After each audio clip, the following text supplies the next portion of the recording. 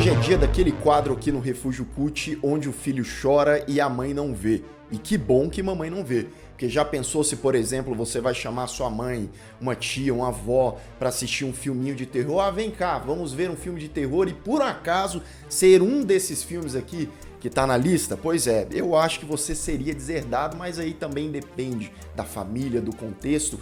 Mas se prepare porque sim, vamos falar de filmes que unem o sexo e o terror, que são duas coisas que estão aí interligadas, há muito tempo. São quase partes aí integrantes uma da outra e tem muita coisa interessante na lista de hoje, filmes que eu gosto bastante, então se prepara aí.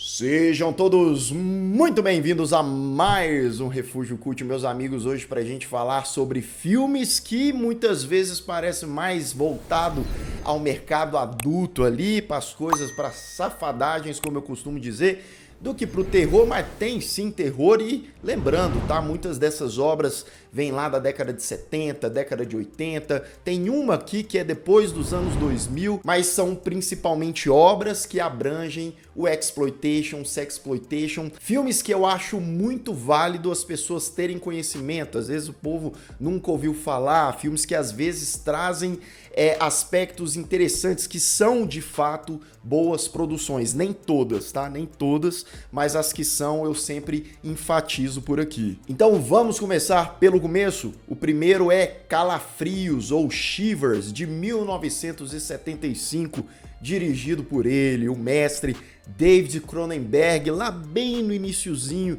da sua carreira. Ele estava começando ali a dar as caras, começando a mostrar para o mundo a que veio, trazendo ali as suas temáticas diferenciadas para o campo de terror, né? O horror corporal, trazendo também o assunto do sexo para suas narrativas, servindo também como sátiras, como críticas, metáforas. E muita gente voltou os olhos para o nosso senhor, hoje o nosso vovô Cronenberg, lá em 75, com Calafrios, falou, esse rapaz vai longe, e de fato, né, quantos e quantos filmes o Cronenberg não dirigiu depois. Calafrios já chamou muita atenção e polêmica na época da sua exibição, né, em 75, passando por festivais, gente amando, gente odiando, pessoas mais puristas falando que diabo é isso, como que esse cara, né, teve a audácia de fazer um filme assim. E bem, a história de Calafrios simplesmente se passa em um condomínio ali de luxo, que parece um paraíso canadense, né, em uma ilha ali isolada do caos e daquela turbulência da cidade grande, né, parece realmente um negócio que saiu, sei lá, numa novela do Manuel Carlos, aquela coisa de Dona Helena, que o pessoal tá curtindo pra caramba. Bem, o que acontece é que aquele lugar também vai sofrer um experimento sádico, bizarro, maluco, né? Tem um cientista lá, um doutor que tá trabalhando em um parasita que, segundo esse próprio personagem, é composto metade como afrodisíaco e metade como doença venérea. Coisa mais Cronenbergiana que isso, impossível. O que esse cientista maluco então faz? Ele pega esse parasita, inclusive parasita esse que parece um toletão, né, um cocô ali e tal, bota numa garota de programa, ela sai por aí, né, infestando uma galerinha desse condomínio e logo, não vai demorar tanto para o negócio se espalhar e o caos tomar conta, né? É muito interessante essa abordagem do Cronenberg, né? Porque você tinha lá, já nessa época, os filmes do George Romero, de zumbi, e aqui ele faz uma subversão dos zumbis, porque uma vez que as pessoas elas estão tomadas por esse parasita, elas se transformam em zumbis, mas zumbis da safadagem, zumbis que estão ali obcecados, eles estão descontrolados buscando pelo sexo. É como se a parte frontal do cérebro, né, que impede ali impulsos e as pessoas de fazerem coisas malucas, fosse cortada, né, fosse cancelada e a galera fosse buscar compulsivamente, violentamente, né, pela que eu gosto de chamar aqui de interação. Então o filme abrange, né, vários desses momentos e ele tem nas entrelinhas, não é somente isso, né, Cronenberg sendo Cronenberg, ele estudando muito essa coisa da sexualidade, do comportamento humano, dessa coisa de reprimir ali sentimentos e quando isso é liberado e o quão é perigoso quando não há esse filtro e o que pessoas são capazes de fazer quando os seus desejos mais sombrios, eles não têm mais amarras. Então, para você que gosta de Cronenberg e ainda não assistiu Calafrios, né, sabendo aí da temática e de momentos reservados aí, né, ao cinema mais adulto, assista Calafrios, que é uma ótima experiência.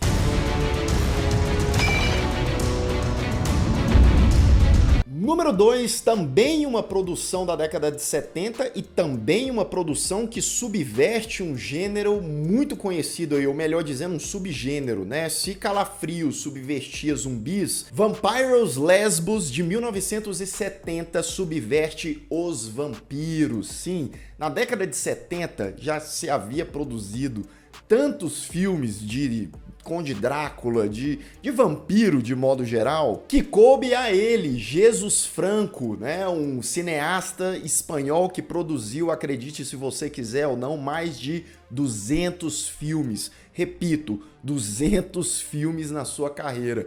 O Jesus Franco, que lá fora também era conhecido como Jazz Franco, né? Era um cineasta que eu já ouvia falar há algum tempo, mas eu nunca tinha parado para de fato assistir, pegar ali suas principais obras e ir explorando até recentemente. E eu comecei por talvez um dos seus filmes mais populares, que é esse Vampires Lesbos. Nessa época, década de 70, fazendo um parênteses aqui, parece que os diretores, os realizadores aí, eles tinham uma certa obsessão de juntar lésbicas e vampiros, ou melhor, vampiras lésbicas. E é justamente isso. Aqui a gente tem a Condessa Nadine, que diferente do que você pode pensar, será que ela vai seduzir homens, levá-los para o seu quarto, as suas câmaras e torná-los suas presas? Definitivamente não. Nadine, ela tem total e completo interesse em vítimas mulheres.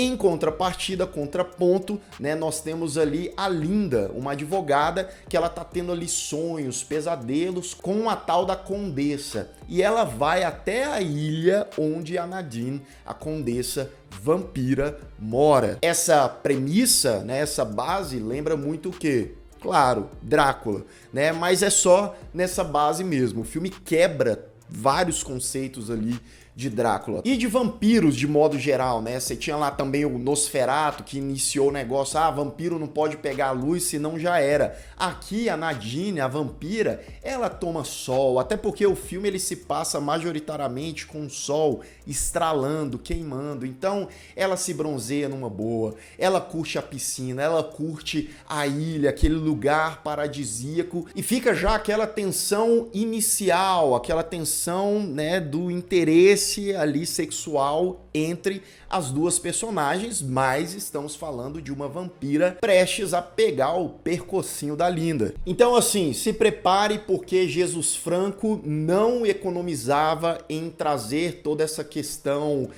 erótica para os seus filmes, né, envolvendo as suas personagens, né, contemplando muito aqueles momentos, trazendo também a esse filme muito experimentalismo, eu diria, né, é uma coisa meio psicodélica que também eu já notei que faz parte muito da vibe dos filmes do Jesus Franco, principalmente por se tratar ali da década de 70 também. E chama atenção também por ser um filme muito imagético. Lucas, você tá falando imagem, porque o povo fica sem roupa. Não só isso, mas também principalmente contemplando as suas paisagens, os seus lugares e, sim, as suas personagens, os seus personagens de modo geral. E por mais que o filme tenha coisas interessantes, né, e tenha conceitos ali curiosos e até criativos nessa desconstrução vampirística, o filme ele poderia ter abordado algumas coisas a mais, assim, você fica interessado em saber mais sobre aqueles elementos ou aquelas personagens ou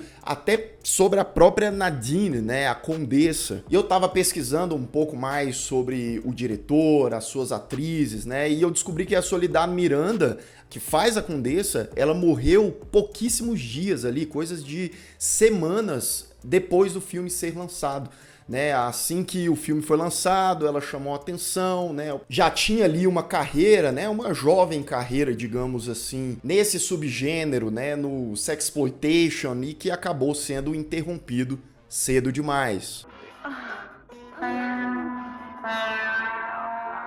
E o número 3 da nossa lista, falando em Jesus Franco, falando nesse cineasta espanhol que produziu mais de 200 filmes, inclusive um parênteses aqui, tá? Um dos filmes do Jesus Franco que eu também assisti aí nessa maratona foi um Conde Drácula de 1970, ou seja, ele já tinha produzido também um filme de vampiro mais tradicional, inclusive com o nosso eterno Christopher Lee como protagonista. E aí agora eu trago mais uma obra do Jesus Franco chamada Succubus, antes mesmo do lançamento do anterior, que eu citei aqui, o Vampires Lesbos. Esse aqui veio em 1968 e ele me impressiona porque ele consegue ser ainda mais experimental e mais ainda viajado e psicodélico do que o filme anterior. Eu fico imaginando o que o Jesus e companhia, né, teve como inspiração, consumiu ali. Tá, vamos lá. Bem, Succubus segue Lorna, uma stripper em uma boate em Lisboa, Portugal, que, bem, não é simplesmente uma stripper de uma maneira que você conhece mais tradicional, não. Ela tem uma peculiaridade. Ela realiza shows, apresentações, simulando, atuando ali no palco, né? Atos de sadomasoquismo em que, no fim desses atos, né, ela simula matar a galera que está envolvida, os caras ali que estão participando desse showzinho. A grande questão, né, já é um negócio ali que choca, a pessoa fala, vou ali ver uma apresentação e tal, né, aquele negócio, aí de repente se depara com uma morte ali no palco, mesmo sendo simulada. Lorna, com o tempo, né, ela vai ficando o quê? Perturbada da cabeça, aquilo vai consumindo ela, né? Uma coisa muito mais sombria, passando do negócio da atuação, do palco, do trabalho dela ali, do que ela faz, para a vida dela, para a saúde mental dela. E é claro que quanto mais a perturbação de Lorna, essa personagem, vai crescendo, mais perigosa e intensa vai ficando toda aquela situação. Tem alguns filmes dessa lista, assim como eu faço em outras listas, que eu não me contento em falar só uns minutinhos aqui sobre elas e tal. Preciso fazer um vídeo depois. E esse filme é o tipo de filme que, apesar de ter essa premissa básica, ele vai para um lado, ele vai para um caminho tão viajado, eu não é exagero quando eu falo que o diretor e o que ele abraça ali nessa parada psicodélica e alucinógica, vai com Deus, meu amigo.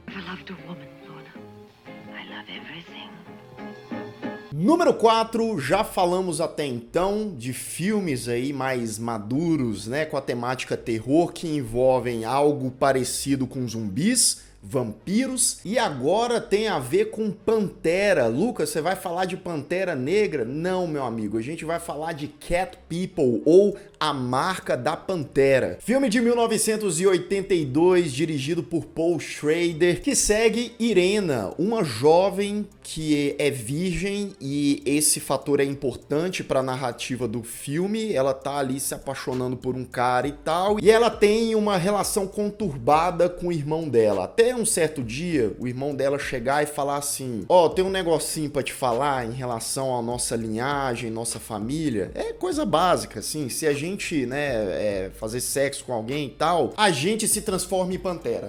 Pronto, falei, é isso. É essa a revelação que ele fala pra ela, né? Ela fica, obviamente, assustada, aquilo, né? Como assim? De repente você descobre uma coisa dessa, né? E aí tem esse dilema, porque é como se pessoas dessa espécie, se é que você me entende, pudessem se relacionar só entre si, porque é perigoso. A pessoa, de repente, se transforma num felino gigante, feroz e vai matar a outra. E o filme segue mais ou menos essa linha. Bem, digamos que para além dessa questão sobrenatural que já é bizarra o suficiente, tem também uma coisa lá, Game of Thrones, né? Afinal, esses dois irmãos e a coisa vai ficando perigosa, vai ficando mais intensa. Principalmente quando Paul, esse irmão de Irina, é feito pelo Malcolm McDowell, que é profissional em fazer personagem maluco e caras e bocas que deixam qualquer um surtado. Ah, e pra quem acha que Cat People surgiu lá na década de 80, ó, essa história veio muito antes, tá? Porque lá em 1942 já lançava o primeiro Cat People, a primeira versão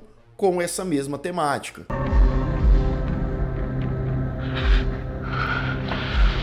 Número 5, Vida e Morte de uma Gangue Pornô, de 2009, filme vindo lá da Sérvia. E aí é inevitável, não tem como a gente não mencionar a Serbian Film, que veio um ano depois desse aqui. A Serbian Film é de 2010, esse aqui é de 2009, e também se trata de um filme extremo, também é um filme que chega ali a passar vários, eu diria, limites. Inclusive, na minha opinião, alguns dos conceitos desse filme aqui funcionam bem melhor do que o A Serbian Film, tá? Mas é também só a minha opinião. Filme dirigido e roteirizado por Mladen Đorđević, sendo esse o seu primeiro longa-metragem, que segue Marko. Marko é um rapaz que é diretor de cinema, que não tem sucesso, que tá frustrado, angustiado com a vida, até que ele começa a se envolver ali com o mercado, com profissionais dos filmes adultos, né? Ali ele enxerga uma possibilidade, opa, pera lá, e aí ele vai, digamos, se tornando cada vez mais imerso àquele mercado, né? Não à toa, como diz aí o filme, eles vão formando ali uma gangue de uma galerinha que vai gravando os filmes ali com as interatividades, né? Com aquela coisa, aquele conceito. Inclusive, esse filme ele me lembra muito conceitualmente, esteticamente, o Pink Flamingos. Tem até uma cena que tem ali um cartaz do filme do John Waters. Então fica claro essa referência, né? Essa coisa meio colorida, suja e sem limites, né? Tanto em termos da interatividade do pessoal, como também em cenas específicas. Mas pera lá, porque a premissa ainda fica mais sombria quando o Marko decide, juntamente ali com seus companheiros, né, a sua gangue, a sua trupe, começar a filmar filmes snuff. Sim, isso mesmo. Eles vão lá, né? Na verdade é uma coisa até mais estranha ainda, porque uma galera se voluntaria, né, para o quê? Morrer, o pessoal gravar, vender esses filmes e a partir disso ganhar dinheiro. Óbvio, né? Se o negócio já tava maluco, aí ele fica completamente doentio, né? A partir de que cada um desses filmes vai sendo gravado, filmado, né? O psicológico dos personagens, o seu comportamental vai degradando conforme aí o próprio título do filme, né? Então, entre várias cenas de interatividade, tem uma cena que chama bastante atenção. Numa apresentação ali, um personagem, ele, digamos assim, vai interagir com um cavalo. Lucas, cavalo? O cavalo, você tá falando, é um apelido de alguém? Não, meu amigo, é o animal mesmo. E por aí vai, tá? Se você já ouviu falar de A Serbian Film, não subestime o cinema extremo da Sérvia, que é daí pra pior. Ja sam propala glumica.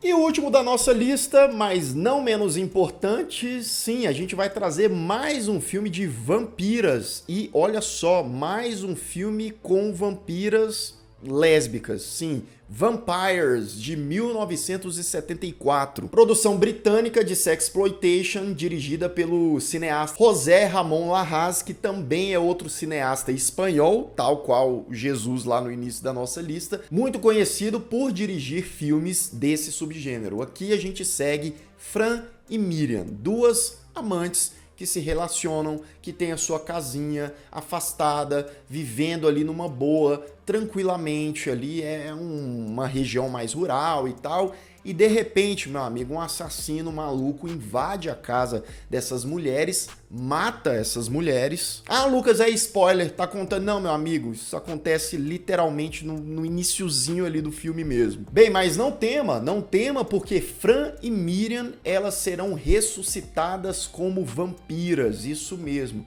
E aí começa o jogo, a caça, atrás ali de homens, né, sedentas pelos sangues desses caras, até como uma espécie de vingança, mas também para alimentar, para manter o bucho em dia. Bem, não à toa esse filme ganhou o subtítulo aqui no Brasil, né, Vampires, As Filhas de Drácula, né? E basicamente o filme é isso, tá? São essas duas personagens caçando pessoas ali à beira de estrada, né? E é engraçado porque literalmente elas se jogam ali na estrada. De repente tá vindo um cara num carro, elas, né, lá com as suas capas, as suas roupas bem características, brotam ali, pedem carona e aí, ó, babau, atrai os caras lá pra casa delas. Só que aí vão aparecendo outros personagens, como um casal ali que tá próximo, né, à casa delas, um outro rapaz que acaba tendo uma ligação, era para ser vítima,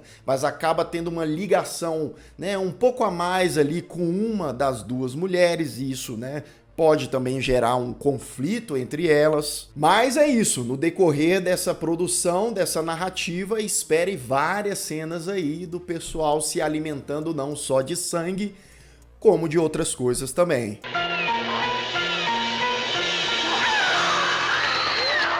Bem, então é isso, meus amigos, mais 6 filmes aí que são muito mais pra lá do que pra cá, ou tem os dois aí entrelaçados daquela maneira. E você já conhecia algum desses filmes aqui? Tem outros filmes mais ou menos nessa pegada pra gente trazer na próxima parte aí, pro pavor dos moralistas que falam, meu Deus, não se pode falar, não se pode analisar, não se pode contemplar esses filmes. E aí eu te falo, eu só lamento, meus amigos. E se você ainda não é inscrito aqui no canal, se inscreva aqui embaixo, clique no sininho para receber todas as notificações e deixe o seu like, que ajuda muito o Refúgio Cult. E eu vou ficando por aqui, caso você tenha perdido os últimos vídeos do canal, ó, estão aparecendo bem aqui do meu lado, é só clicar e assistir caso o YouTube não tenha te mandado. Um grande abraço e até mais.